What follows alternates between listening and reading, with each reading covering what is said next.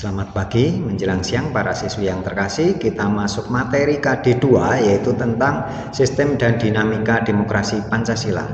Kita perlu memahami betul apa itu makna demokrasi karena banyak orang sekarang salah mempersepsikan tentang makna demokrasi. Demokrasi itu dari bahasa Yunani dari dua kata yaitu demos dan kratos. Demos artinya rakyat, kratos artinya pemerintahan. Di mana demokrasi adalah pemerintahan tertinggi di tangan rakyat atau kedaulatan tertinggi di tangan rakyat. Suatu pemerintahan oleh rakyat itu bisa diartikan bahwa pemerintahan itu dijalankan oleh rakyat, di mana orang-orang yang duduk dalam pemerintahan adalah orang-orang yang dipilih oleh rakyat. Ada yang menyatakan bahwa demokrasi adalah bentuk pemerintahan yang semua warga negaranya memiliki hak setara dalam pengambilan keputusan yang dapat mengubah hidup mereka. Maka konsekuensinya, negara yang menganut sistem demokrasi mengizinkan warga negara berpartisipasi baik secara langsung maupun perwakilan, terutama dalam hal perumusan, pengembangan, dan pembuatan hukum. Nah, demokrasi itu tidak hanya menyangkut kehidupan politik, tetapi juga kondisi sosial, ekonomi, dan budaya yang memungkinkan adanya praktek kebebasan politik secara bebas dan setara. Nah, untuk makna demokrasi, di sini saya akan menampilkan pendapat 4 tokoh. Yang pertama menurut Abraham Lincoln. Demokrasi adalah suatu sistem pemerintahan yang diselenggarakan dari rakyat, oleh rakyat, dan untuk rakyat. Sedangkan menurut Charles Costello, demokrasi adalah suatu sistem sosial politik pemerintahan diri dengan kekuasaan-kekuasaan pemerintah yang dibatasi oleh hukum dan kebiasaan untuk melindungi hak-hak perorangan warga negara. Jadi dalam suatu sistem demokrasi menurut Charles Costello itu adalah pemerintahan yang kekuasaan-kekuasaannya itu dibatasi, baik itu oleh konstitusi maupun hukum.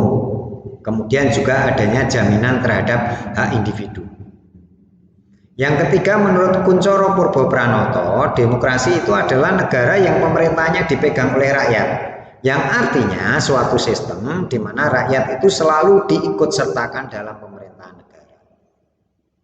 Yang keempat menurut Harisoce, demokrasi adalah pemerintahan rakyat karena itu kekuasaan melekat pada rakyat. Yang kalau kita garis besar dari 4 pendapat ini, sebenarnya demokrasi itu maknanya sama, di mana suatu sistem rakyat sebagai senternya, sebagai pusatnya dalam hal pengendalian atau pemegang kekuasaannya. Ciri-ciri demokrasi yang pertama adalah ciri konstitusional, yaitu merupakan ciri demokrasi yang berkaitan dengan kehendak, kepentingan maupun kekuasaan rakyat yang ditegaskan dalam undang-undang atau konstitusi yang berlaku di negara itu. Jadi dalam hal ini kehendak, keinginan, kepentingan, kekuasaan rakyat itu diatur dalam konstitusi. Yang kedua ciri perwakilan, yaitu ciri demokrasi yang berkaitan dengan kedaulatan rakyat yang diwakilkan oleh sejumlah orang yang telah dipilih oleh rakyat itu sendiri. Di mana nanti mereka itu sebagai wakil rakyat yang harus mempresentasikan keinginan rakyat. Kemudian yang ketiga adalah ciri pemilihan umum, yaitu merupakan ciri demokrasi yang berkaitan dengan kegiatan politik untuk memilih pihak dalam pemerintahan. Kalau di negara kita adalah dengan event pemilihan umum. Event pemilihan umum ini menjadi sarana untuk memilih wakil-wakil rakyat yang duduk di dalam pemerintahan maupun dalam parlemen. Yang keempat ciri kepartean, yaitu ciri demokrasi yang berkaitan dengan partai menjadi sarana atau media sebagai bagian dari pelaksanaan sistem demokrasi. Maka dalam suatu negara yang menganut sistem demokrasi dimungkinkan berkembangnya banyak sekali partai-partai politik. Yang kelima ciri kekuasaan, yaitu ciri demokrasi yang berkaitan dengan pembagian kekuasaan dan pemisahan kekuasaan. Kalian harus memahami betul apa perbedaan pembagian kekuasaan dan pemisahan kekuasaan. Kalau pembagian kekuasaan itu adalah antar lembaga negara dimungkinkan untuk saling bekerja sama. Misalnya kalau di negara kita adalah dalam hal pembuatan undang-undang, di situ sudah jelas adanya kerjasama antara DPR dan Presiden. Tetapi kalau pemisahan kekuasaan, masing-masing lembaga negara berdiri sendiri-sendiri. tidak ada intervensi atau campur tangan antar lembaga negara. Yang keenam adalah ciri tanggung jawab, yaitu merupakan ciri demokrasi yang berkaitan dengan tanggung jawab dari pihak yang telah terpilih. Jadi wakil-wakil rakyat yang duduk di parlemen atau dalam pemerintahan memiliki tanggung jawab untuk merepresentasikan kehendak suara rakyat, dan kebijakan-kebijakan itu juga harus berpihak pada kepentingan rakyat. Kemudian prinsip-prinsip demokrasi. Yang pertama adalah kedaulatan rakyat, di mana tadi sudah saya jelaskan rakyat sebagai pemegang kekuasaan tertinggi. Yang kedua, pemerintahan berdasarkan persetujuan dari yang diperintah. Jadi dalam hal ini pemerintah tidak bisa melaksanakan kehendaknya, kebijakannya tanpa adanya persetujuan rakyat. Yang ketiga, kekuasaan mayoritas.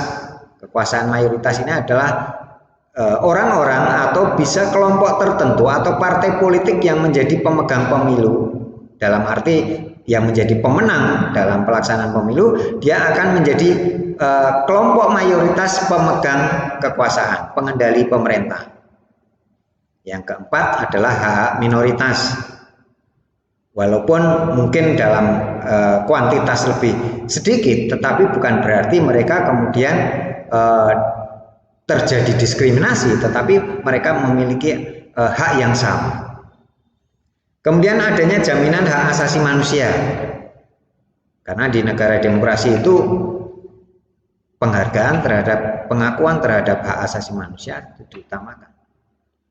Kemudian pemilihan yang bebas, jujur, dan adil melalui pelaksanaan pemilu, persamaan di depan hukum, proses hukum yang wajar artinya transparan, kemudian pembatasan pemerintah secara konstitusional atau pemerintahan itu dibatasi dengan undang-undang. Dan 10, adanya pluralisme sosial, ekonomi, dan politik. Dan terakhir, munculnya nilai-nilai toleransi, pragmatisme, kerjasama, dan mufakat. Nah, manfaat demokrasi yang pertama adalah adanya kesetaraan sebagai warga negara. Semua warga negara memiliki hak yang sama, memiliki kewajiban yang sama. Tidak ada pembedaan, tidak ada diskriminasi. Yang kedua, memenuhi kebutuhan-kebutuhan umum. Prioritas dari kebijakan-kebijakan pemerintah adalah untuk kesejahteraan rakyat.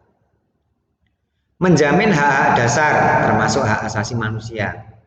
Pembaruan kehidupan sosial. Ini adanya upaya untuk meningkatkan kesejahteraan rakyat lebih baik. Mencegah pemerintahan yang diktator, yaitu dengan adanya batasan-batasan yang berupa konstitusi, mencegah tirani, meningkatkan kerjasama antar warga negara, kebebasan rakyat untuk menyatakan pendapat, tapi kebebasan yang tetap bertanggung jawab, ada batasannya. Kemudian pluralisme dan kompromi, dan yang terakhir menciptakan pemerintahan yang bertanggung jawab. Artinya semua kebijakan-kebijakan yang dikeluarkan oleh pemerintah itu harus bermanfaat bagi rakyat dan berpihak pada rakyat. Nah, nilai-nilai yang terkandung dalam sistem demokrasi, yang pertama adalah menjamin tegaknya keadilan. Yang kedua, menekan penggunaan kebebasan seminimal mungkin. Jadi kebebasan boleh, tetapi tetap ada batasan-batasannya. Kemudian menyelenggarakan pergantian kepemimpinan secara teratur, terjadi rotasi pemerintahan. Jadi pemerintahan itu tidak hanya dipegang oleh kelompok-kelompok tertentu saja. Contoh konkretnya misalnya sekarang di negara kita sudah jelas dalam undang-undang, dalam konstitusi bahwa masa jabatan presiden hanya dibatasi 2 kali periode. Menyelesaikan perselisihan dengan damai dan secara melembaga. Artinya setiap ada perselisihan, ada konflik, harapannya penyelesaian melalui musyawarah mufakat. Baru kalau tahap itu deadlock, baru dilanjutkan dengan penyelesaian oleh lembaga-lembaga peradilan. Yang kelima, menjamin terselenggaranya perubahan dalam masyarakat secara damai tanpa gejolak. Jadi dalam suatu sistem demokrasi perubahan itu suatu hal yang biasa, tetapi harapannya adalah perubahan itu tidak menjadi suatu perubahan yang mencolok, apalagi sampai terjadinya konflik dalam masyarakat. Yang keenam, mengakui dan menganggap wajar adanya keanekaragaman.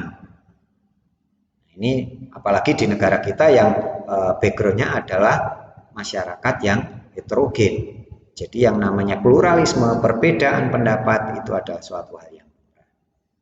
Demikian para siswi untuk makna demokrasi pada pertemuan kali ini. Kalau masih ada hal yang kurang jelas, silahkan bisa ditanyakan melalui WhatsApp atau email saya. Terima kasih, nanti kita akan berjumpa pada pertemuan berikutnya tentang klasifikasi atau penggolongan macam-macam demokrasi. Terima kasih, selamat siang, Tuhan memberkati.